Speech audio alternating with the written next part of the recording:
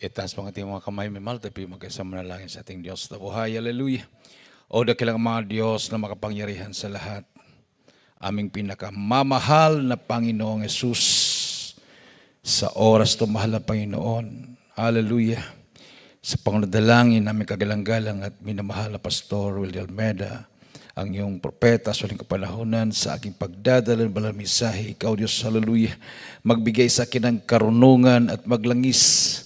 Buksan mo, mahal na po yung paunawang bawat isa na narito. Hipuin mo, Diyos, ang kanilang mga puso at ipaunawa sa kanilang ibang kaligtasan sa ganang aking magagawa at yung dakilang pangalan na sinasaway ang magawa ng kaaway, demonyo ng hadlang at paglangan lumaya sa aming kaligtasan in Jesus' name. Hallelujah, hallelujah, praise the Lord. Everybody say praise the Lord. Palakpakan natin ng malakas na palakpak ating mahal na Panginoon, minamahal. Unang-una, ang pinakamataas na pagpupuri, pagluwalhati, pagdakila, pagsamba ay sa ating pinakamamahal na Panginoong Jesus lamang. And we give double respect and honor to the man of God, our beloved evangelist, Pastor Wildy Estrada Almeida, and we cherish the blessed memories and teachings of our beloved assistant Pastor Linus Almeida. Sa inyong lahat, minamahal na makapatiran, sa ating mga beloved viewers, magandang gabi na po sa lahat. Everybody say praise the Lord. Buksan po natin, minamahal, ang ating po mga Biblia sa 9:27 ng Hebrews. Hebrew chapter 9 verse 27. Dito po sa mga Hebreo Kapitulo 9, talata po ay 27. Sabi dito, at kung paanong itinakda sa mga tao ang mamatay na minsan, at pagkatapos nito ay ang paghukom. Amen. Everybody say praise the Lord. It is appointed unto man once to die, and after this the judgment. Paghuhukom.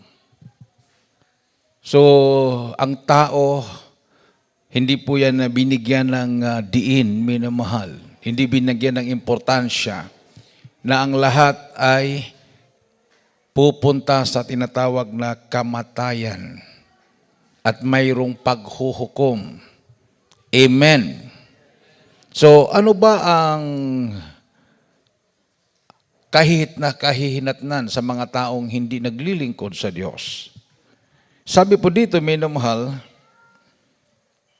sa Matthew chapter 25 verses 30, 41 and 46. Matthew kapitulo 25 versikulo 30, 41 at 46. Pakinggan po natin.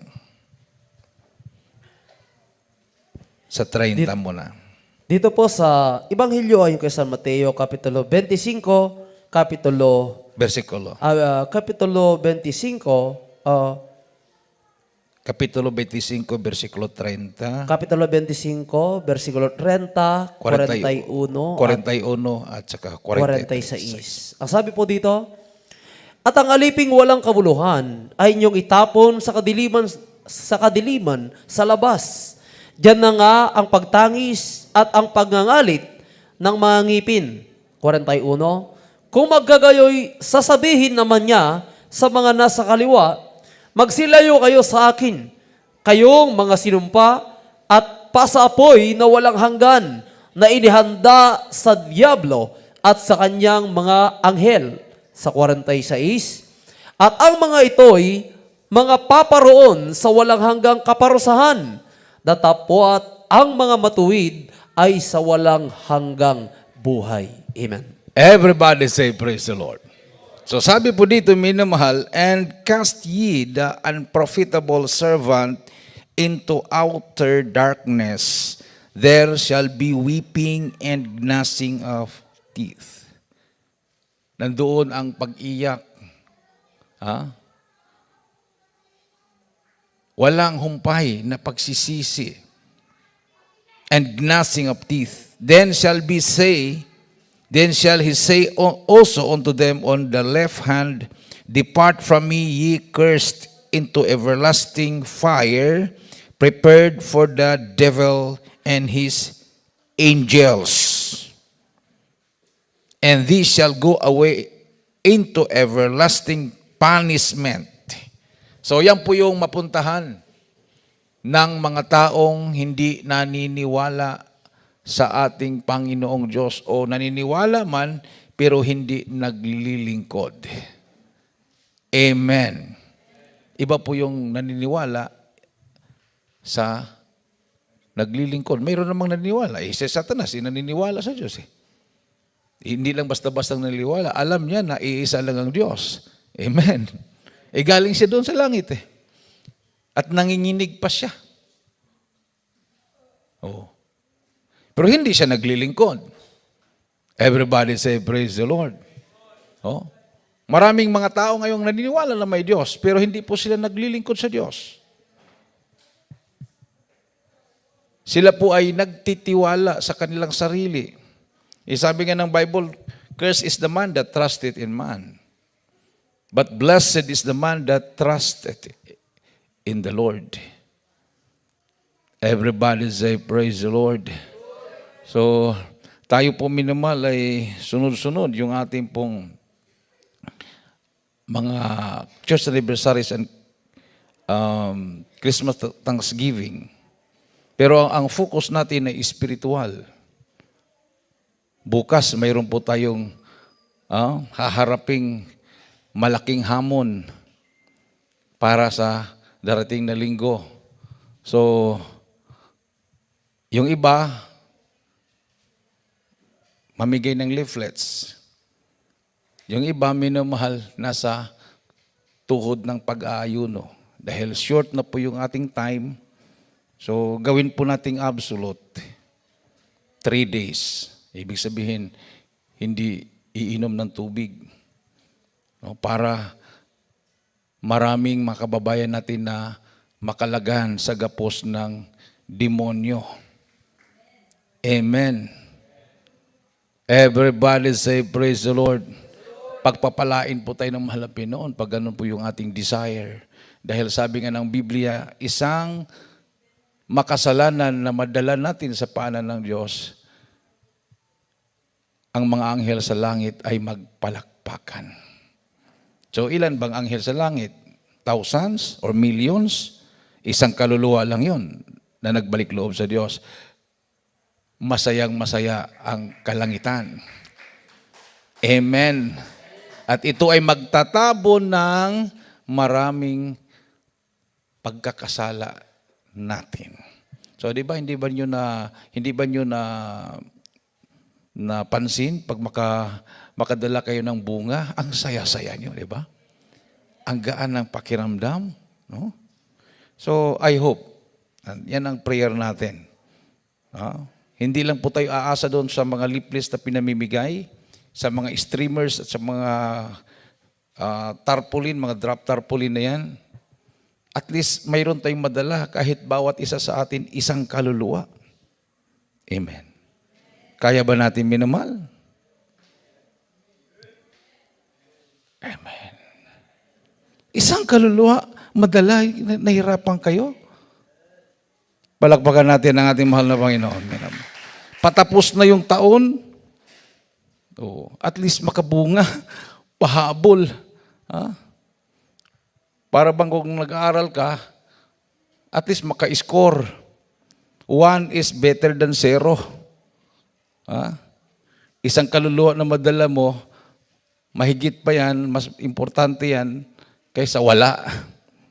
Kung makadala ka ng more than 1, di pagpapala, para sa'yo yan. Pero huwag mo nang isipin yung more than 1, at least mayroon kang madala kahit isa. Bawat isa sa atin. Kasi patapos na yung taon Hindi lang yung ating pamimigay ng leaflets. Mahal na Panginoon na bahala humipo sa lahat na mamibigyan. Maniguro tayo, minamahal, na makapagbunga tayo. Dahil dyan sa bunga na yan, lalong hahaba ang buhay natin.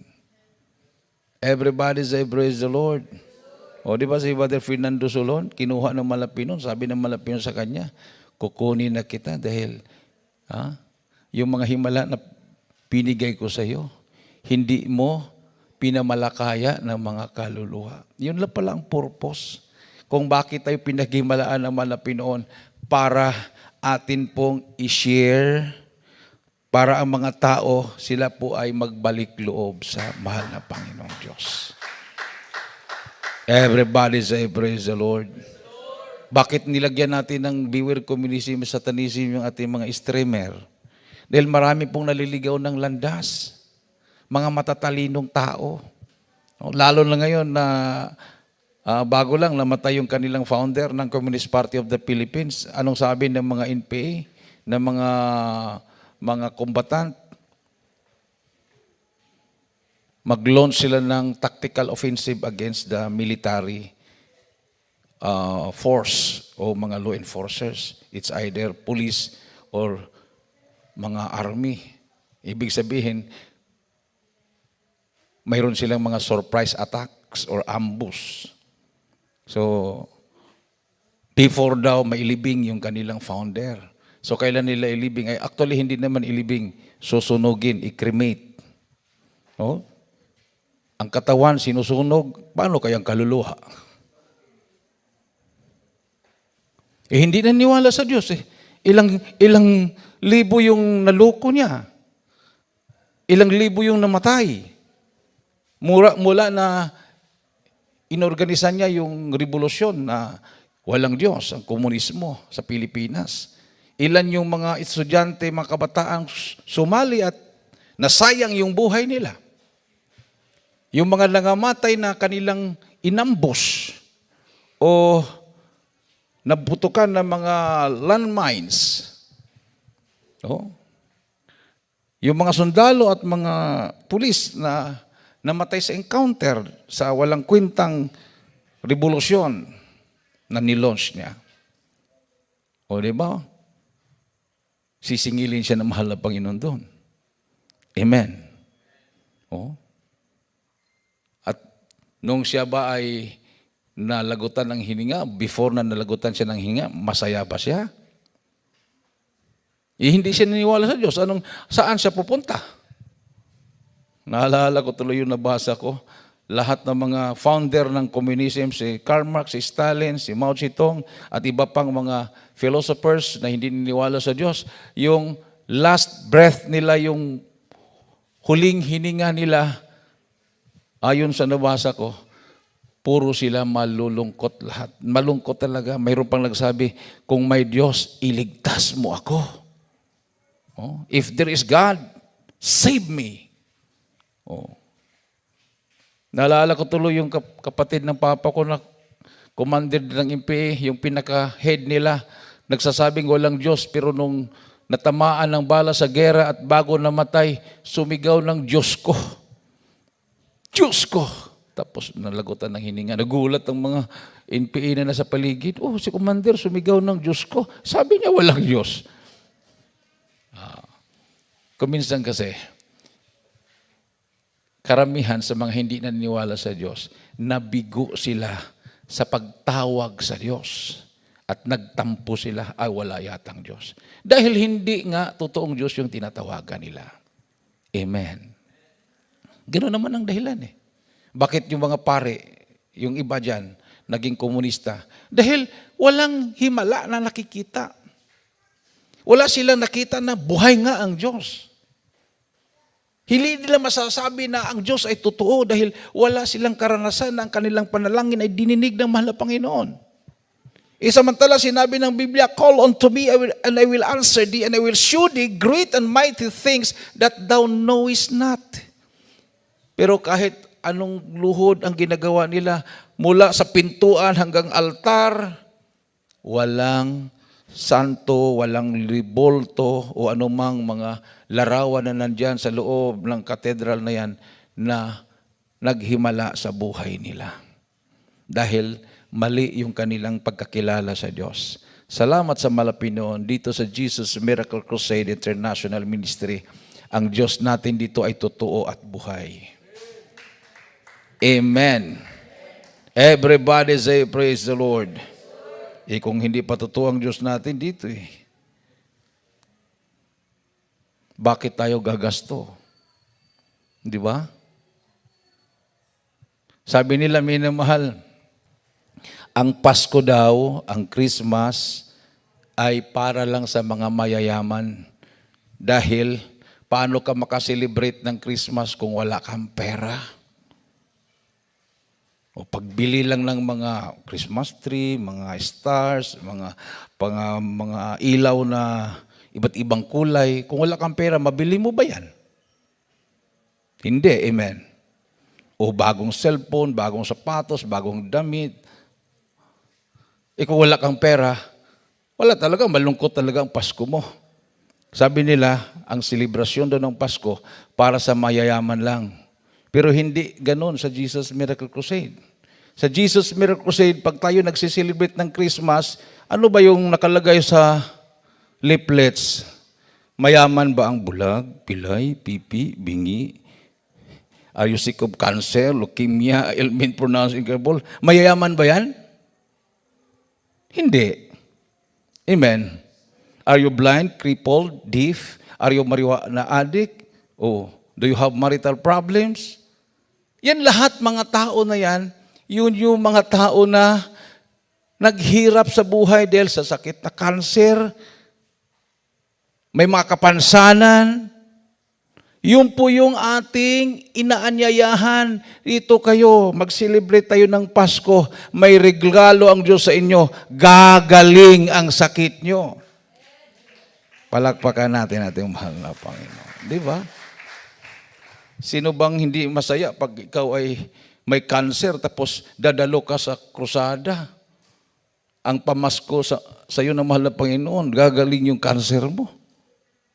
Oh, sinong hindi masaya niyan? Mas higit pa yan sa anumang regalo na ibibigay sa iyo. Kasi pag once na ang tao ay may cancer, kahit bigyan mo ng kotse yan, bigyan mo ng mansion yan, bigyan mo ng 1 million yan, hindi yan masaya. Dahil mayroon siyang iniinda na sakit, cancer. Pag once na ang tao ay may sakit na cancer, lahat na bagay wala ng kwenta. Kahit masasarap na pagkain, hindi na malunok. Everybody say, praise the Lord. Oh, tapos biglang gagaling, katulad sa ating beloved sister Mendoza. Sakit niya, pneumonia, no? Sa baga. Sabi ng doktor sa kanya, kung tuberculosis sana ang sakit mo, may pag-asa pang gumaling. Doktor na mismo nagsabi. Pinag-aralan po nila yan. Tama po yung sinabi ng doktor. Amen. Pero ang nakalimutan ng doktor, mayroon pang mas higit sa kanya na manggagamot ang Diyos na makapangyarihan sa lahat. Yun ang nilapitan niya. Mayroon siyang napulot na leaflets. Mayroon siyang napulot na leaflet, minamahal na nahulog. Siguro tinapon nung nakatanggap. Hindi siguro, wala siguro siyang interest or talagang nahulog yun para sa kanya. Amen. Oh, dinabasa niya. May pag-asa pala ang sakit niya. Dumalo. Doon pa rin sa FLD. Tama, FLD? Nandito ba Sister Mendoza? Oh, sa FLD. Tumanggap ng bautismo. Anong year yon? Year 2000. Tama? Ha? Last Crusade. Kasi ang last crusade ng ating kagalangan, minamahal pastor, dito sa Kawayan. May. I think May. Oh, May year 2000. Last week yata ng May. Basta ganon. Dumalo siya sa krusada. Nandiyan natin mahal pastor. Yun ang last crusade before siya umakyat sa Talipaw, sa kampo ng Abu Sayyaf. Isa siya sa pinagaling ng mahal na Panginoon. Palakpakan natin ang ating Diyos na buhay. Everybody say praise the Lord. O, di ba? O. Yan ang totoong gawain ng mahal na Panginoon. Ha? Yan ang ginagawa natin. Panahon ng Christmas, hindi lang panahon ng December. Actually, throughout the year, nagkukrusada tayo. So, hindi po exempted ang December. Ang December sana, panahon ng kainan, pero nagkukrusada pa rin tayo. Kailangan pa rin nating mag-fasting. Yan ang dahilan na hindi natin dinikitan ng mga, kung hindi talaga tayo nagaho sa araw, Lunes pa, hindi na tayo magpapasok, kailang mayroon nakiusap. Pero nasa atin na rin yun, pag-control. Yun na nga, bukas hanggang Sabado, Huwebes, Biyernes, Sabado, mag-absolute fasting, pagka-Sabado, pagka-Linggo, pwede ka nang mag-week ng Sabado ng hapon. So, makaka-recover na yon. Malaking pagpapala na yan. Amen. Isang malakas at matunog na palakpak sa ating mahal na Panginoon. Dahil nakakatakot po, minamahal, yung itatapon tayo sa dagat-dagatang apoy na nakalaan sa mga demonyo at mga anghel niya. No?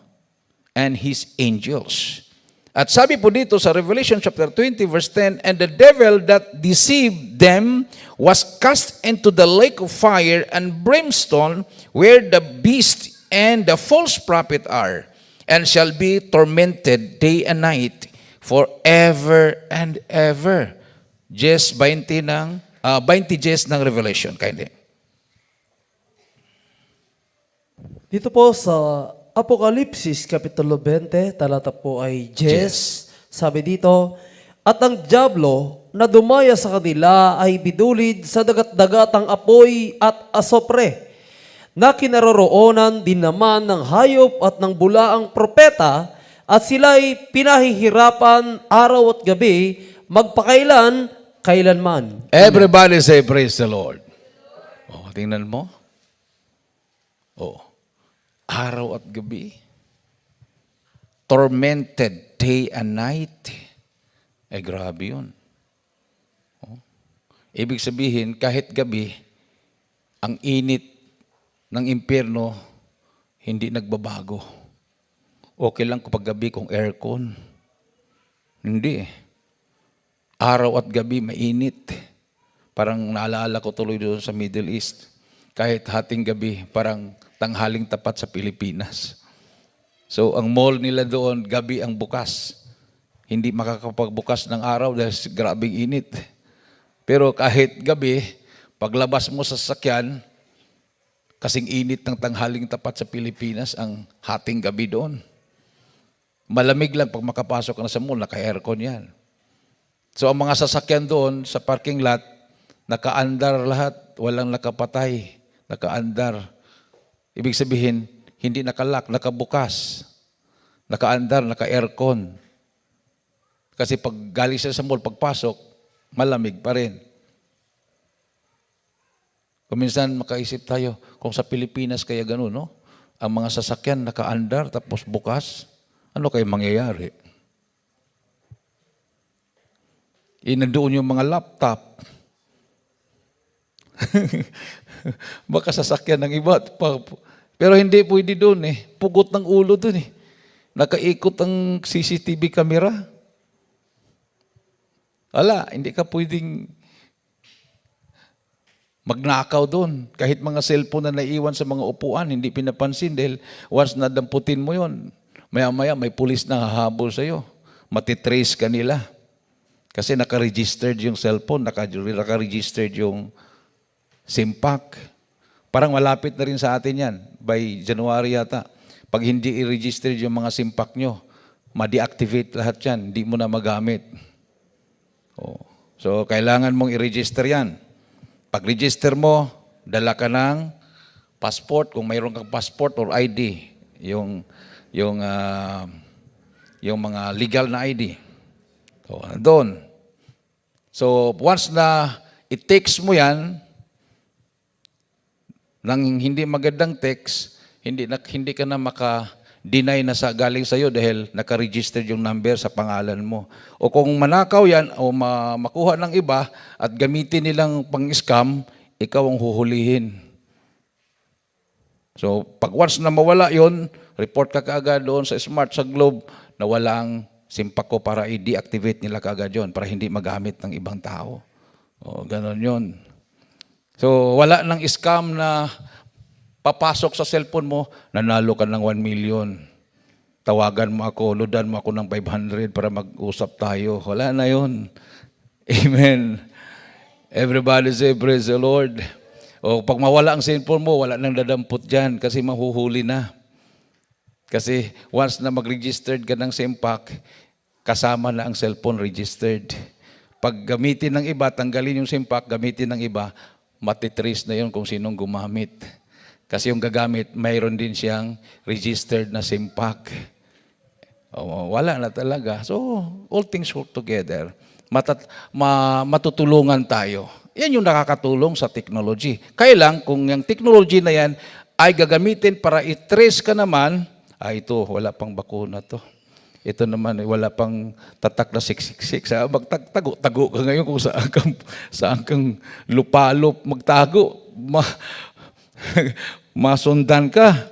So, talaga naman minamahal. Mayroong disadvantage, mayroong advantages. Amen. Pero para makasigurado, magpakainit sa paglilingkod sa mahal na Panginoon. Everybody say, praise the Lord. Mayroon na silang pinag-uusapan. Ilalagay daw sa brain o microchip, ilagay sa utak. Actually, hindi sa likod yan. Sa noo yan dahil kausapin mo daw yung computer. Pag ma-implant ka na yan. Paano ka makipag-usap sa computer? Nakatalikod ka. Kung dito ilalagay sa likod, hindi. Dito talaga yan dahil habang nakaharap ka sa computer, yung microchip nandito, yun ang contact sa computer. Amen. Di ba yung mga card, igaganon lang sa computer yon, igaganon sa mga door, sa mga gate, mabukas yung door, mabukas yung gate. Ganun yun. Dito ilalagay sa noo. Kausapin yung computer, high-tech na, maraming gusto niyan. Tuwang-tuwa na sila, nakakausap ang computer. Ang mga Krisyano, wala kang tatak, wala kang microchip, pag ganun mo sa computer, sabi ng computer, no. Mag-X yun, X, walang check. Ang hirap. Kailangan mo pang ilagay yung password, sa kanila, wala nang password, bukas. Tanungin mo, kung anong sakit mo, sasabihin niya. Sasabihin lang, hindi niya kayang pagalingin. Pero kung may tatak ka ng Holy Spirit, pag tingala mo sa langit, makausap mo naman ng Diyos. At kaya niyang pagalingin ang sakit mo. Mas high-tech sa atin. Mas superpower kaysa computer. Ang Diyos ang kausap natin, sa kanila computer lang. Palakpakan natin ang ating mahal na Panginoon. Ano bang mas maganda? Makausap yung computer o ang Diyos ang makausap mo? Di ba ang Diyos? Amen? Pero bago mo makausap ang Diyos, kailangan matanggap mo ang Holy Spirit. Ayan. Kasi tatak ng mga mananampalataya yan. Everybody say, praise the Lord. Isang malakas at matunog na palakpak sa ating mahal na Panginoon. At sabi dito, minamahal sa Revelation chapter 20, verses 14 to 15, and death and hell were cast into the lake of fire. This is the second death. And whosoever was not found written in the book of life was cast into the lake of fire. Ati pong basahin. Sa Revelation chapter 20, verses 14 to 15. Dito po sa Apokalipsis, Kapitulo 20, talatay 14 at 15. Sabi dito, at ang kamatayan at ang Hades ay binulid sa dagat-dagatang apoy. Ito ang ikalawang kamatayan, sa makatuwid ay ang dagat-dagatang apoy. At kung ang sino man ay hindi nasumpungang nakasulat sa aklat ng buhay, ay binulid sa dagat-dagatang apoy. Everybody say, praise the Lord. Oh, mayroon pong dagat-dagatang apoy. Ang problema, habang nandoon ang kaluluwa ng tao, wala siyang kamatayan. Kasi ang kaluluwa, espiritu po yan. Hindi katulad ng katawan, pag ilagay mo sa apoy, masunog, maging abo, ayun, cremate. Amen. Oh. Pero yung kaluluwa, hindi. Pero maramdaman niya yung init at wow. Nasa Bible yan. Granting, hindi totoo yan. Anong mawawala sa'yo kung ikaw ay naniniwala sa Diyos? Sabihin natin, walang langit, walang impyerno, walang Diyos, walang diablo, walang espiritu, tapos naglingkod ka sa Diyos, mayroon bang mawawala sa'yo? Ngayon, hindi ka naglingkod sa Diyos, mayroon pala. Malaking disgrasya. Malaking kawalan. Magsisi ka sa huli. Everybody say, praise the Lord. O di ba yung mayaman? O, anong sabi ng mayaman? Amang Abraham, ibalik mo si Lazaro sa lupa. Mayroon akong 5 kapatid. Para hindi sila pupunta dito sa aking kinaroroonan. Sabi ni Abraham, mayroong mga propeta doon. Mayroong mga nangangaral ng Ebanghelyo doon. O anong sabi? Mas maganda talaga na may patay na mabuhay. O anong sabi ni Abraham? Kahit pa may patay na mabuhay, kung hindi sila makikinig sa salita ng Diyos, hindi sila magkakaroon ng pananampalataya. Kasi ang pananampalataya hindi sa pamagitan ng nakikita, kundi sa pakikinig sa salita ng Diyos. Faith cometh by hearing, and hearing by the word of God. Everybody say, praise the Lord. So, bago magtapos ang taon, makakarinig ang ating mga kababayan ng mga patutuo. O, di ba? Isa sa ating minisyon kanina na mayroon siyang pneumonia at dumalo sa krusada, nakarinig siya ng patutuo. Nagkaroon siya ng pananampalataya. Na yung patutuo na yun, na mayroong sakit na halos magkapareho sa kanyang sakit, gumaling. Sana ako rin, Lord, pagalingin mo. O, di ba? Amen? Ganoon naman talaga ang maramdaman mo. Pupunta ka sa krusada, may sakit ka sa puso, may nagpatutuo, may sakit sa puso, gumaling. O di magkaroon ka ng pag-asa, gagaling din ako. O di ba, nag-church anniversary tayo dyan sa FLD? Yung naka-wheelchair. Nung sinabi ko, sinong pinagaling dyan, tumayo. Nagulat siya, para lang may tumapik sa paa niya, bigla siya napatayo, napatakbo doon sa stage, iniwanan yung wheelchair niya. Iyak siya ng iyak dito. Bakit? Nakalakad na siya, hindi naman siya makalakad. O pinaghimalaan siya ng mahal na Panginoon. Tapos hindi na siya nagpatuloy, binisita namin. Nahirapan ulit siya magpatuloy dahil pastora daw siya. Mayroon daw siyang inaalaga ang kaluluwa. Bumalik yung kanyang sakit. Hanggang nagpakimo, hanggang kinuha siya ng malapi noon. Kasi ayaw niyang ibaba yung kanyang pride dahil pastora nga siya. Pero nakita niyang himala, tinanong ko siya, paano ka nakalakad? Parang may tumapik daw sa paa niya, tapos bigla daw siya napatayo. Tapos nalamalaya ng sarili, nandoon na siya sa taas ng entablado. Hindi din alam. Kasi mayroon daw taong nakaputi, nakatabi ko, na kumakaway sa kanya. Samantala nung sinabi ko, sino yung pinagaling dyan magpatuto, punta dito, wala naman ko kasama sa stage. Pero sabi niya, Brad, mayroong katabi mo, nakaputi, kinaway ako. Tapos nung nakatingin ako sa kanya, nung kinaway niya ako ng ganun, bigla daw may parang gumanon sa paa niya, napatayo siya at umakyat sa stage. Nung panahon na yun na nagsabi ko, punta kayo dito, wala naman akong kasama sa stage. Ibig sabihin ng mahal na kumaway sa kanya. Amen. Palakpakan natin ng malakas na palakpak ating Diyos na buhay, minamahal. So, ang Diyos talaga natin dito ay totoo at naghihimala. Amen. Buhay. Makapangyarihan. No? Yung iba nga talagang dinipinsahan nila yung kanilang panampalataya, kanilang relihiyon. No? Kipagdibati, talagang ayaw magpatalo. Wala silang naranasan. Wala silang natanggap na kabutihan. Nandyan yung bisyo, walang pagbabago, pero naniwala sila, nasa Diyos sila. Tayo pa kaya na nakaranas? Amen? Masigasig sila, masisipag sila, na mamamalakaya ng kaluluwa. Kahit nga yung mga NPA, masipag mang-recruit. Sa kapahamakan naman yung kanilang nare-recruit. Masipag silang mamalakaya ng mga kabataan para lumaban sa gobyerno. O dahil sa kasipagan nila, kahit kapahamakan, mayroon silang nakukuha. Tapos yung mga anak ng Diyos, ganun lang. Bahala na sila sa buhay nila. Ako langit ako. Ganun ba yun? Minamahal? Hindi. Kailangan din nating kumilos. Amen.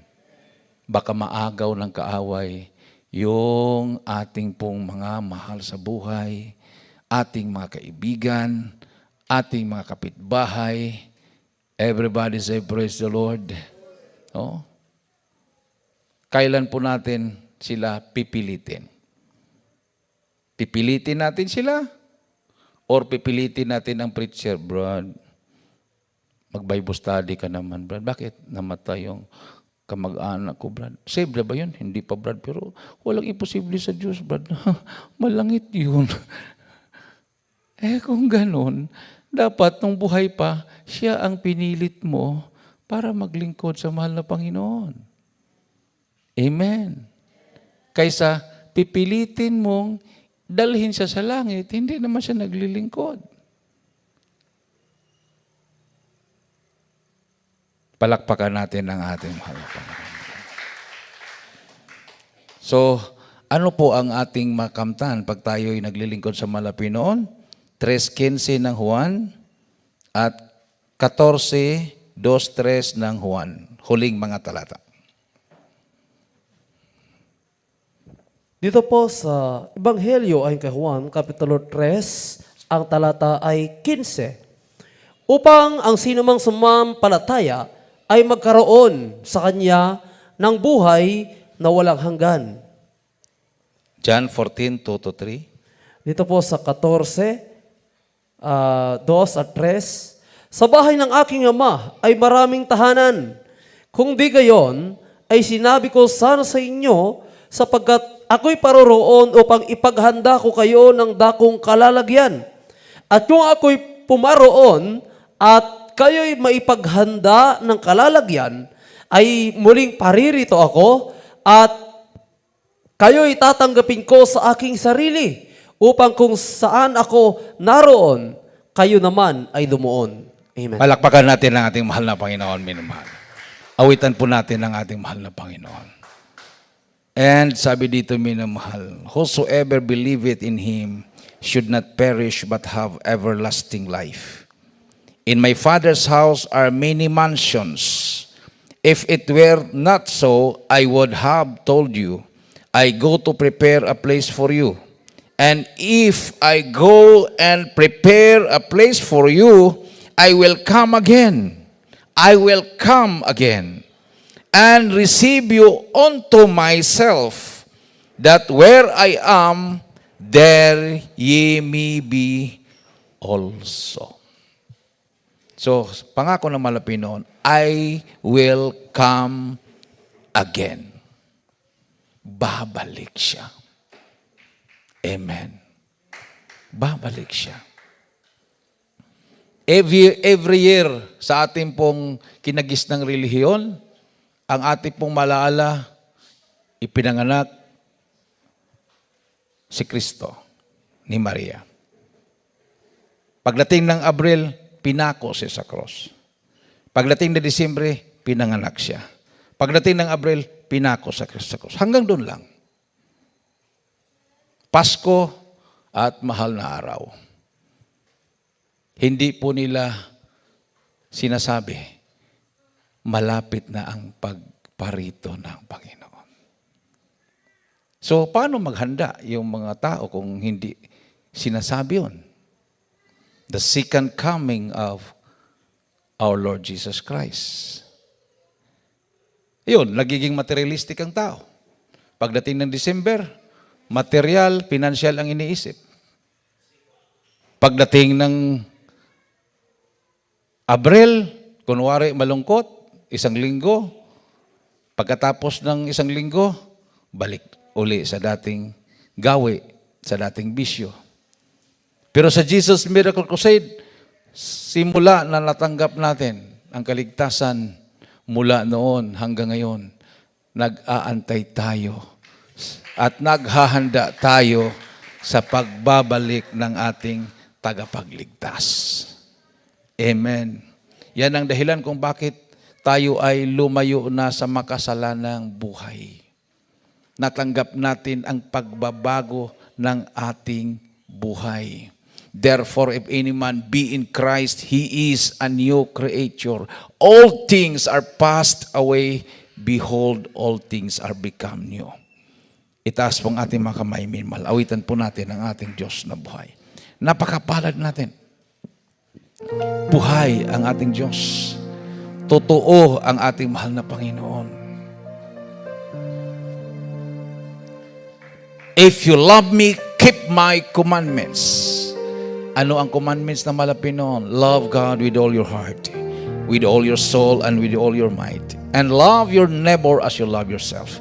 Kung mahal mo ang sarili mo, ganoon din ang pagmamahal mo sa iyong kapwa. Kung mahal mo ang kaligtasan mo, ganoon din ang pagmamahal mo sa kaligtasan ng iyong kapwa. Yan ang ginagawa natin. We are crusading. Walang katapusang pagkukrusada. Even our Lord Jesus Christ, He was crusading during His time when our Lord Jesus Christ came as a man. Ngayon, kasama pa rin natin siya. Ang krusada natin ginagawa, siya pa rin ang nandyan. Krusada niya ito. Jesus Miracle Crusade International Ministry.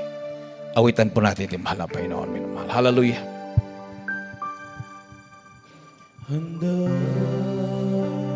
Hallelujah.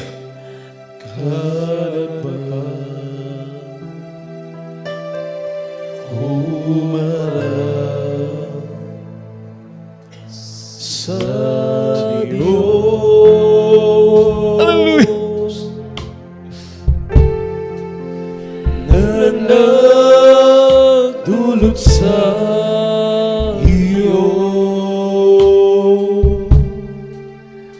ng buhay sa mundo ito. Handa ka na ba?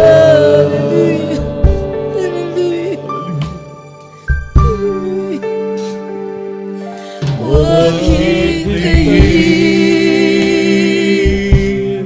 ang bukas. Hallelujah. Kung wala na pag-asa.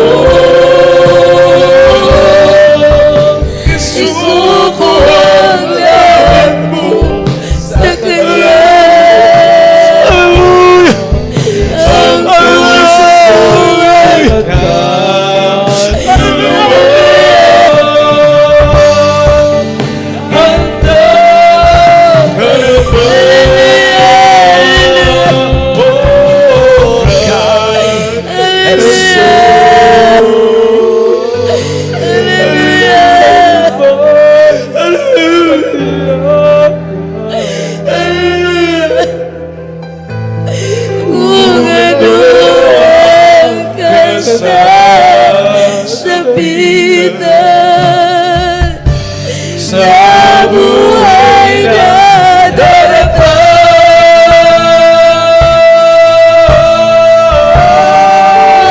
Ngayon ang pagkakataon, isuko ang lahat mo sa Kanya. Ang puso mo at kaluluwa,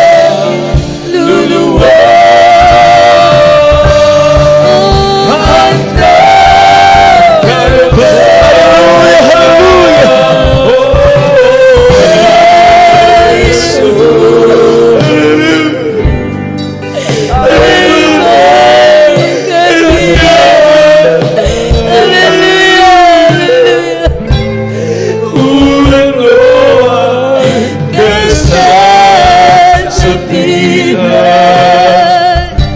Sa buhay na darating.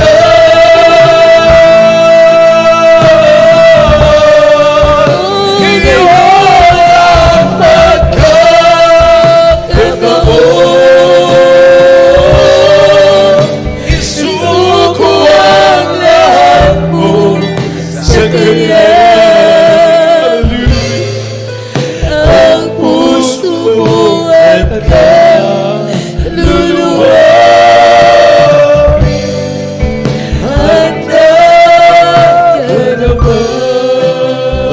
Praise the Lord. Hallelujah. at kaluluwa.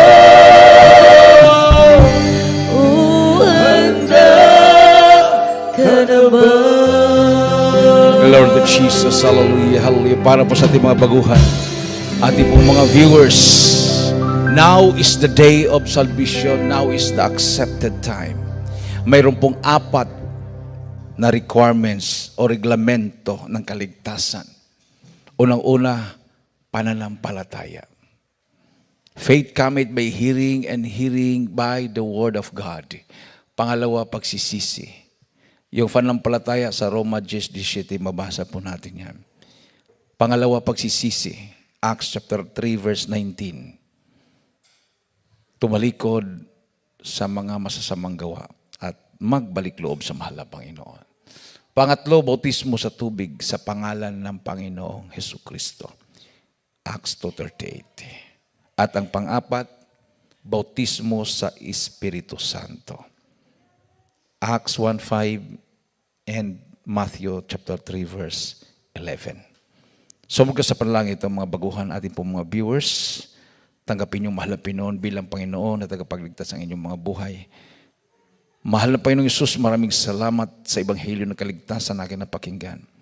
Mahal na Panginoon, patawarin mo ako sa lahat na aking managawang kasalanan. Ako po ito sa pusong nagsisisi. Tinatanggap kita na aking personal na tagapagligtas. Panginoon, Diyos at Hari ng aking buhay. Pumasok ka sa aking puso. Isulat mo ang aking pangalan sa aklat ng buhay sa kalutan. Iligtas mo ako, mahal na Panginoon, sa ampuang mamahal sa buhay. Ako'y maglilingkod sa iyo mula ngayon hanggang siyang pagbabalik. In Jesus' name, I pray. O dakilang Ama, Diyos na bakariya sa lahat. Hallelujah. Sa lahat na tumanggap sa Panginoon bilang Panginoon tagapagligtas sa kanilang mga buhay, patawarin mo sa kanilang mga kasalanan, baguhin mo kanilang mga buhay. Gawin mo silang tunay na Kristiyano. Isulat mo kanilang mga pangalan sa aklat ng buhay sa kalutan. Iligtas mo sila, mahal na Panginoon, sa ampuang kanilang mamahal sa buhay. In Jesus' name I pray. Amen and amen. Palapakan natin ting mahal na Panginoon, minumahal. Ilagay po yung kanang kamay sa ulo, kaliwang kamay sa parte ng katawan na may karamdaman. Tayo po'y magkaisang manalangin. Hallelujah.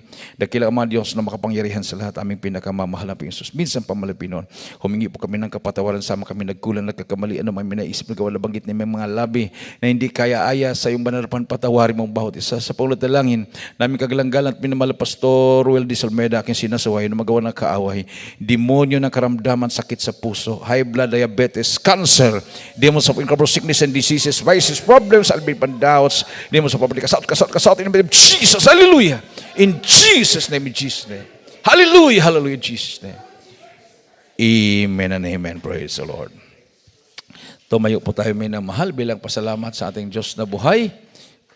Hallelujah, itaas po natin ang ating dalawang kamay and let us jump 3 times and shout, hallelujah, praise the Lord, 3 times, hallelujah, praise the Lord, hallelujah, praise the Lord, hallelujah.